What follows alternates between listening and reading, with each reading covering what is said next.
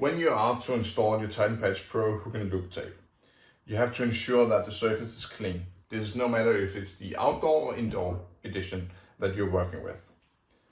What you do is that then you measure the amount of tape you need for the project, and then you take the hook tape, peel off the backside and place it on the surface. Then you press it down like this. And then you have to wait 24 hours before you apply anything else to it. If you want to place a image, a picture or a tool or anything like that, you have to go ahead and adjust the loops, so that it's suitable for the project. In this case, we're using this tool and we have made a small piece of loops.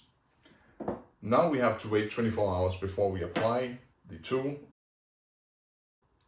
When you are to remove the tool or the picture frame from the hook and loop tape, you simply turn it clockwise like this and it will release.